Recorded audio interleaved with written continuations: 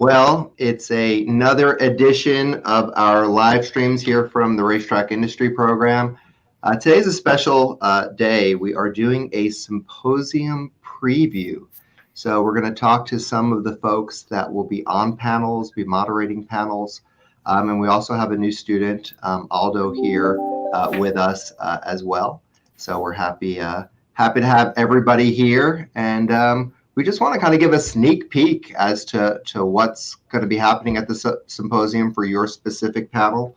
The symposium will be held December 5th through 7th at Lowe's Ventana Canyon Resort. If you haven't gotten your hotel room yet, you're kind of out of luck at the host hotel. We've sold out. We sold out almost a month before the event, so that's a good sign. We have well over 400 people registered for this year's event. I'm hoping to get up to 500 folks from all over the world. So it should be a great event. We do have folks from both HISA and HIWU that are going to be not only presenting, but they're also going to have an open meeting room for people that just want to sit down with them one-on-one and ask questions, not only during the panel session, but also just, my state, how is this going to work? I'm a trainer, how is that going to work? So let's get to our guests. I'm glad to be joined by Aldo, who I mentioned, a student here, Pat Cummings from the Thoroughbred Idea Foundation, Pete Fornatale, amazing handicapper, horse player, and Kaitlin Christopherson to talk about social media, who works for Grand Slam. So let's start with Pat, because Pat, you kind of made the news recently.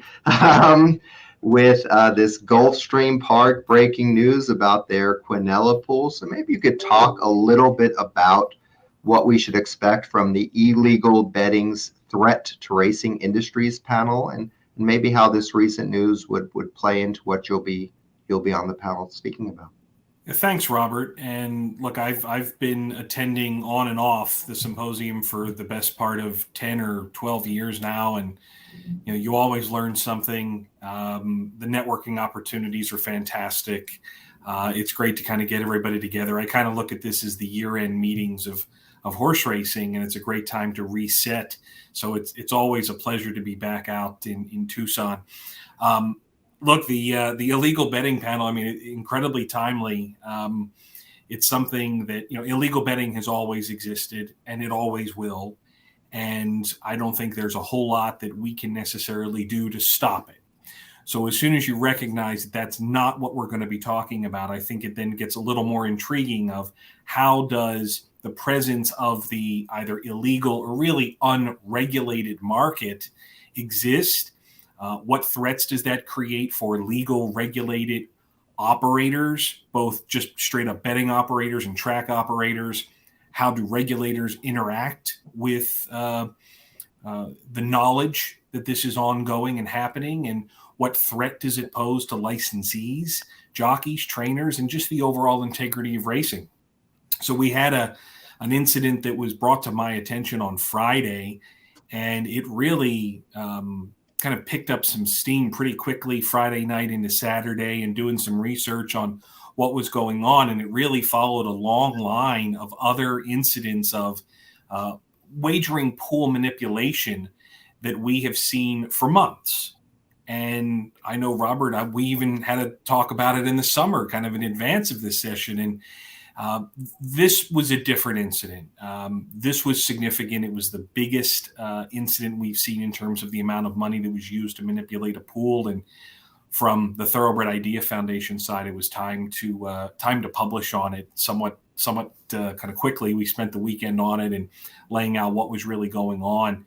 It had not been our intention to do so, but the incident kind of fell into our lap and was so significant. So looking forward to talking more about that.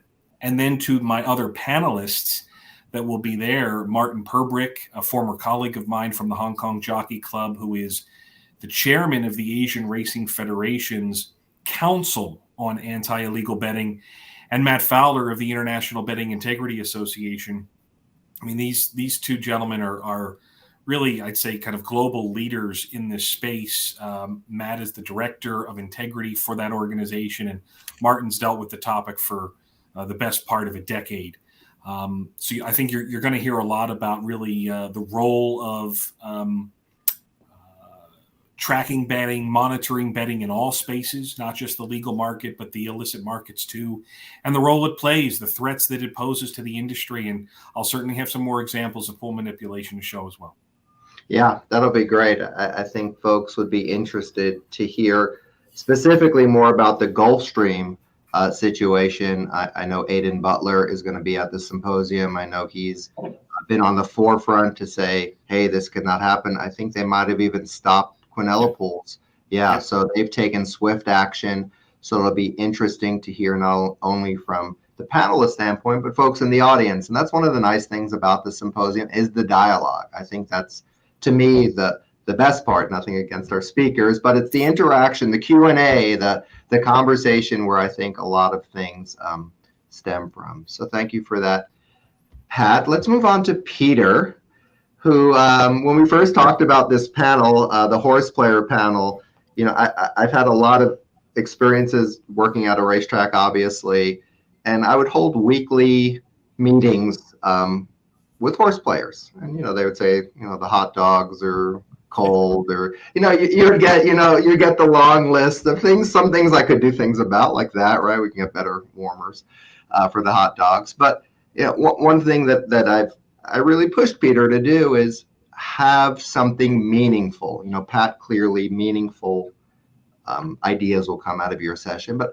I didn't want horse players to just, you know, talk in a round table and have nothing that comes out of it that racetrack operators can't then take from that panel and implement or look further into, right? So Peter, could you talk a little bit about maybe the top line of the types of issues the horse players on your panel will be talking about? I'm really excited to do this. I went to the symposium for the first time last year and really thought it was an amazing experience. As you pointed out, Robert, people from all over the world convening. And I love that idea of sort of like the year-end meetings. Now, one thing that really struck me last year, and I know this hasn't been the case every year, but last year I did feel like horse players, the customer essentially in all of this, were an underrepresented voice. So I love the idea of putting together a group of people who could speak to the concerns of the customer. And I think, you know, we're going to have some pre-meetings. The panel is going to consist of myself, Marshall Graham, owner and bettor, and then our moderator is going to be Jessica Paquette, who is a race caller, racing fan, bettor, among other things. And I definitely want to have some pre-meetings with them and sort of figure out exactly what it is we want to talk about. But, you know, I don't want to go too far into the weeds of obvious things that horse players have been beating the drum on forever, though I do want to talk about certainly the pricing of the product and getting the customer's idea about those things in front of the esteemed people who will be there. But I also think we want to talk a little bit more practically about some of the things that can be done, I believe, in racing that will make the customer experience better, whether that's talking about different types of wagers, different ways of presenting data, you know, in a world where all this money comes in so late. Typically, we do have tools that can do a better job than the actual current win pool of predicting what final prices are going to be. What about trying to bring some of that information to the public? I do also want to talk a little bit about fixed odds and the role that I think that can play in the modern game. And I also am going to diligently reach out to several people who I know are daily customers of horse racing, and I want to ask them what they want us to talk about so we can get a wide range of voices up there, really. And it's not just the three of us who are sitting on the stage. I think this is just a great opportunity, and we thank you for the platform to be able to voice these customer concerns, because it's something, unfortunately, in this industry that too often gets overlooked when we're, you know, certainly one of the legs of the stool that the entire industry stands on. So I'm really looking forward to the opportunity to talk with Jessica and Marshall and see everybody out there and yeah, really represent the typically underrepresented horse player voice.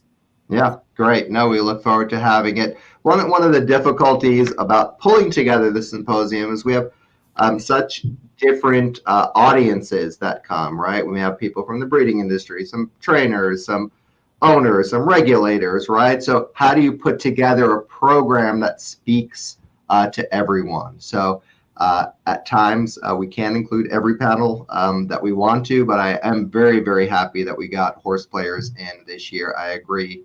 Without the horse player, there's no game, right? So that's really, really important. So thank you, Peter. Kaitlin, we'll move to you, and can you give us a little sneak peek of what the hashtag, which was the name you came up for your panel, and talk a little bit about social media, preview the panel a little bit, and maybe coming off the Breeders' Cup, what you found worked there. I know your company represents the social media interests of the Breeders' Cup, and talk about maybe what worked, maybe what you could improve on, what learnings came out of that. Absolutely. Happy to. So I have been working in social media, the industry, for about a decade now.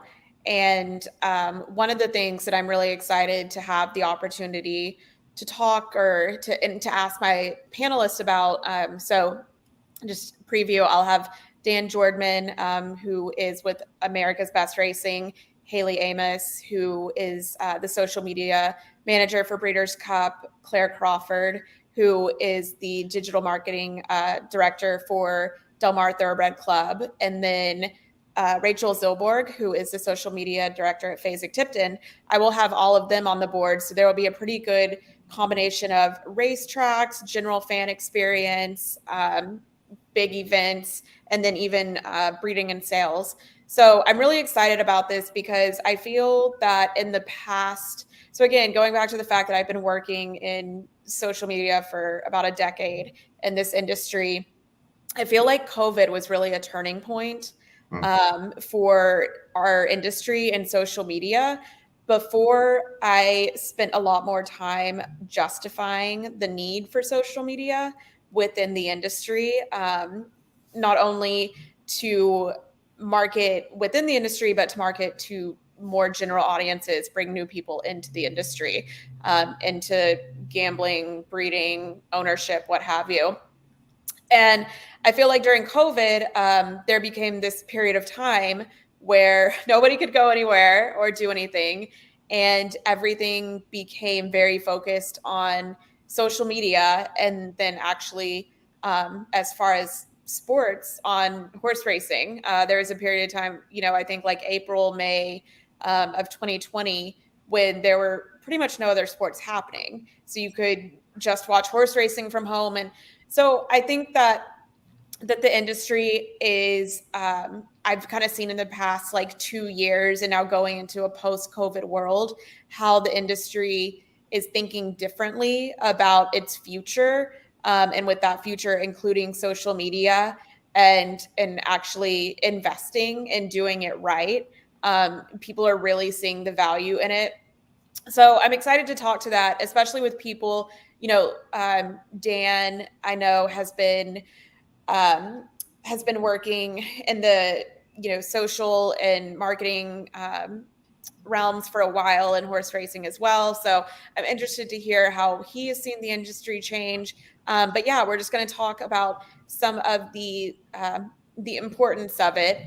We're going to talk about the pros and cons of having such a, I guess, open dialogue on some platforms that sometimes trends towards the negative.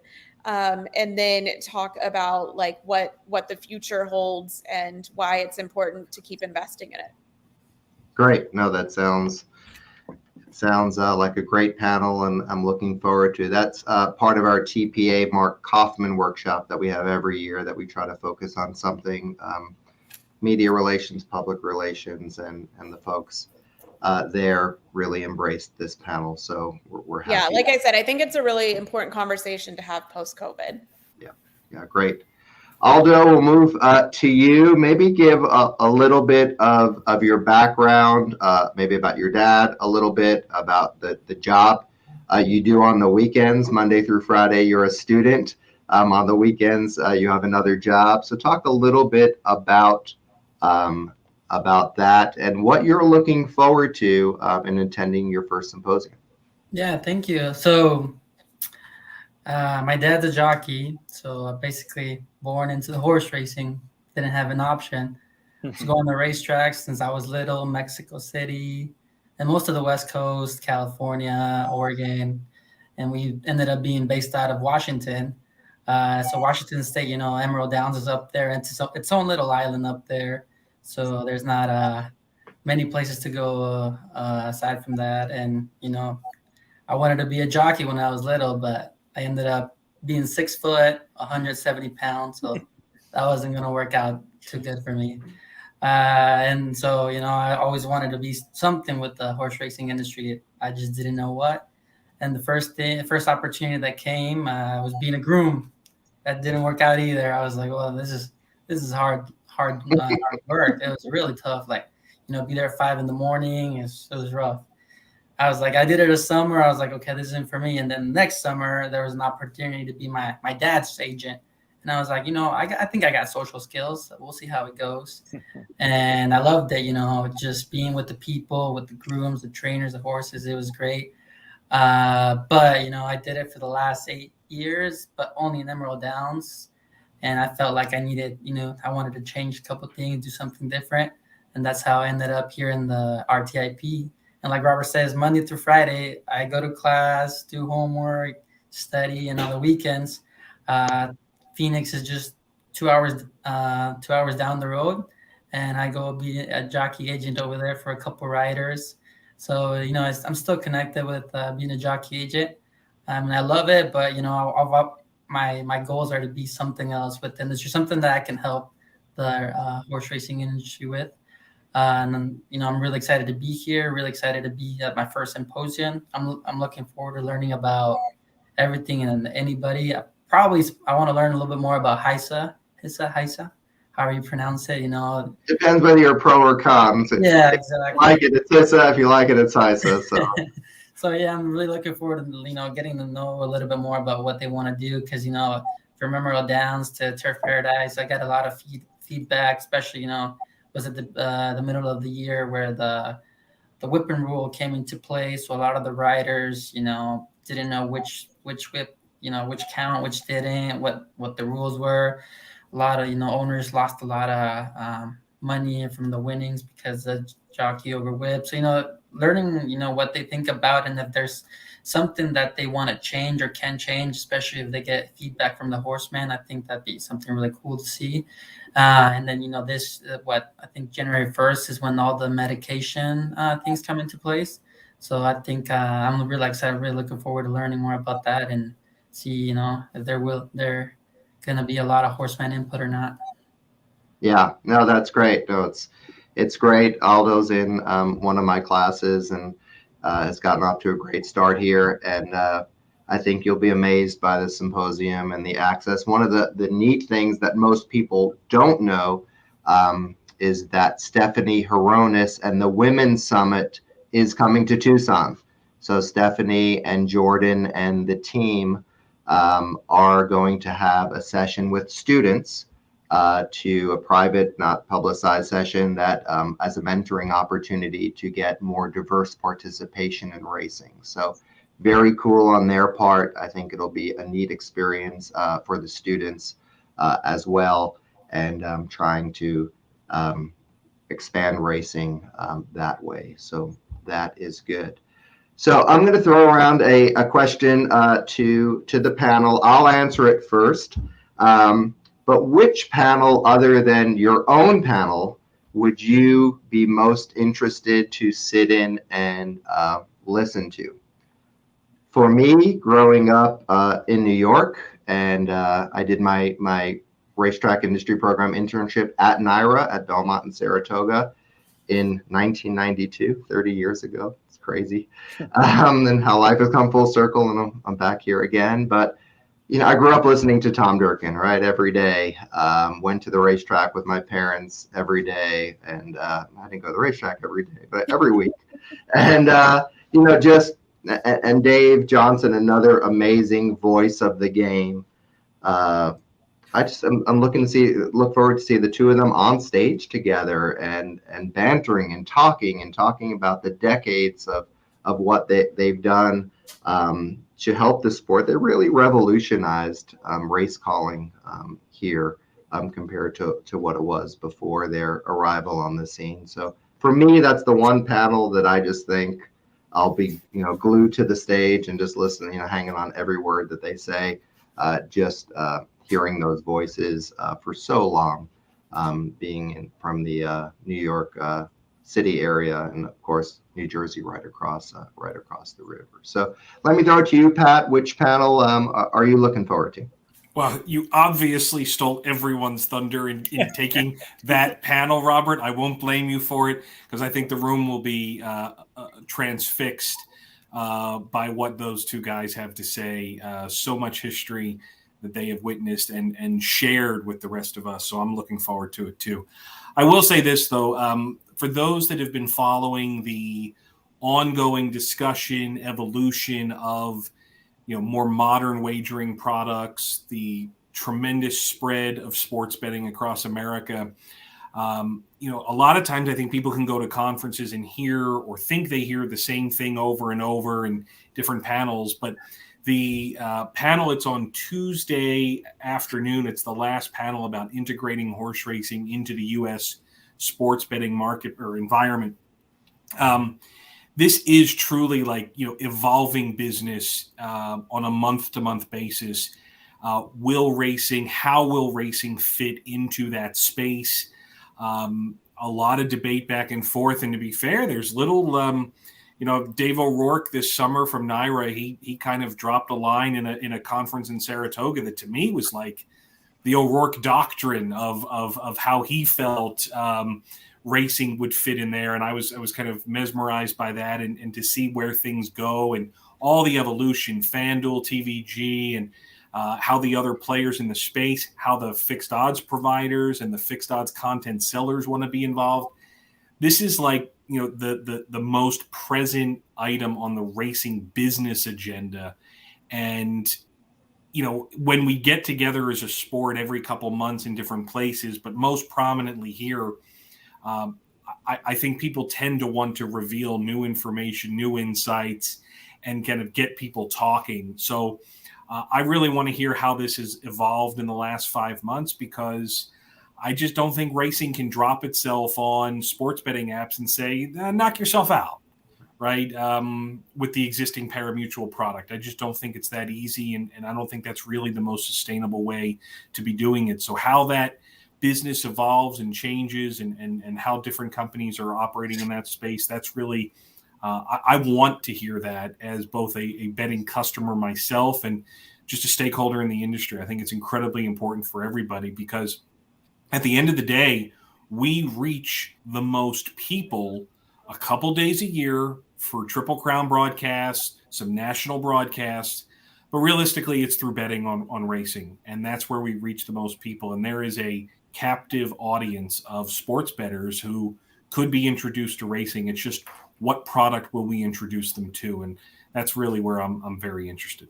Yeah, and it's a really strong panel. I mean, FanDuel, BetMakers, BetMGM, PointsBet. I mean, most of the big guys are represented. So, and all senior level folks that are decision makers and driving decisions at those companies. So I think we have the right group pulled together to speak about this topic. So yeah, I agree that's a great one. Thank you. Peter, what are your thoughts? So many good choices. I could have made a case for either of the two we've talked about. I could make a case for either of the ones that, the folks in this show are part of. But there's another one I'm really excited about that's going to be happening, the capitalizing on racing's global footprint.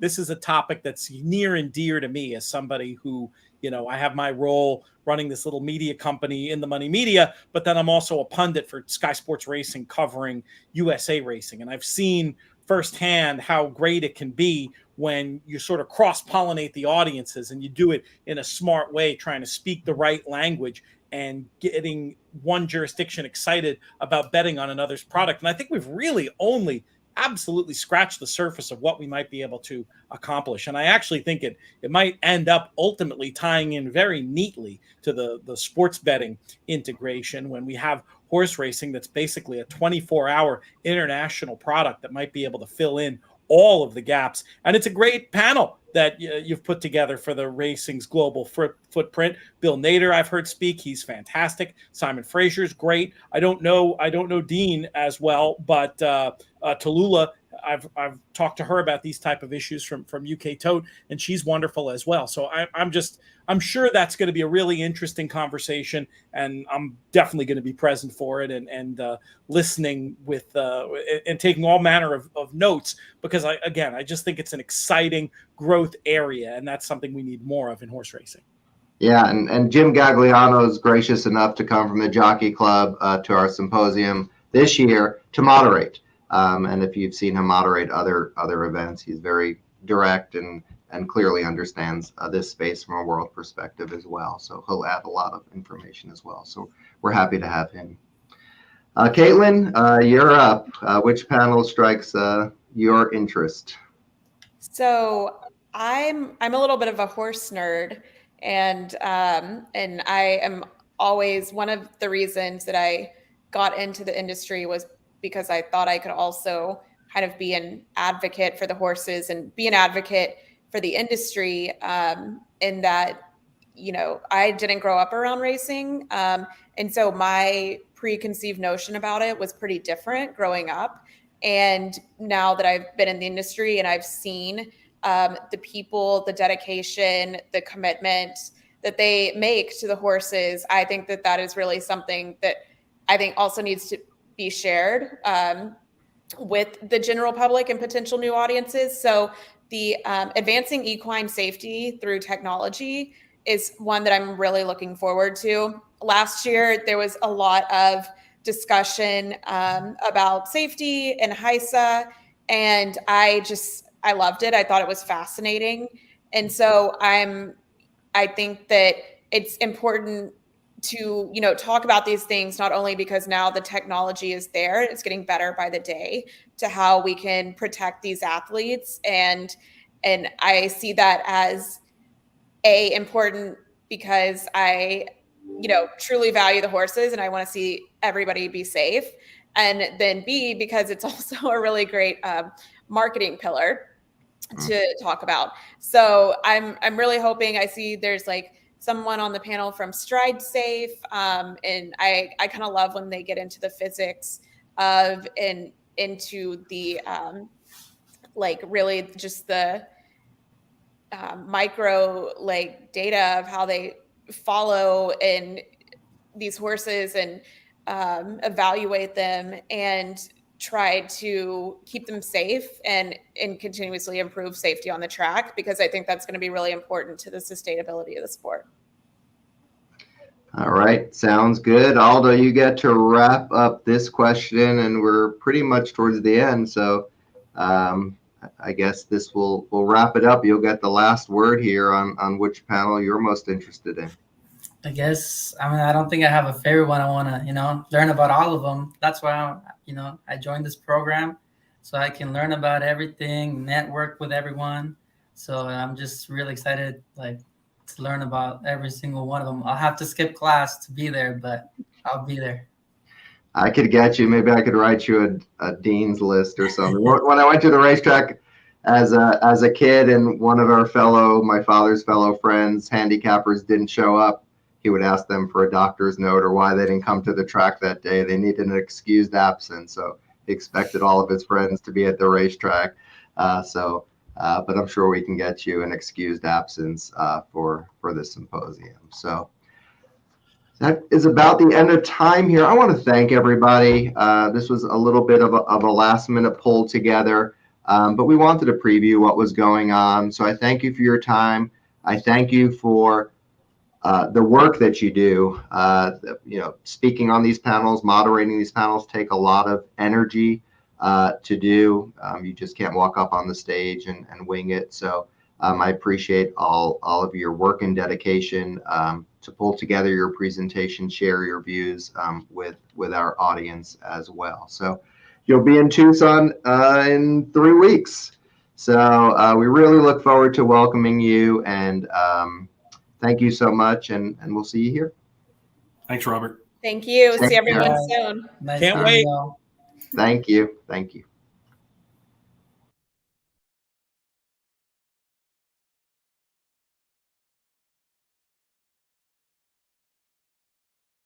The Racetrack Industry Program has gained worldwide recognition for its annual Global Symposium on Racing, held in Tucson, Arizona, each December since 1974. The symposium attracts attendees representing horse racing and racino interests from all across the country and internationally. Topics presented during the symposium include issues and trends of importance to the parimutuel racing industry, such as simulcasting, account wagering, marketing, track safety, track operations, regulation, new technology, and thoroughbred aftercare. Symposium speakers and panel sessions represent a who's who of the racing industry, as well as outside experts. The broad cross-section of North American and international participants representing all parimutuel breeds makes the Global Symposium on Racing the largest racing industry conference in the world. For more information, visit www.racingsymposium.com.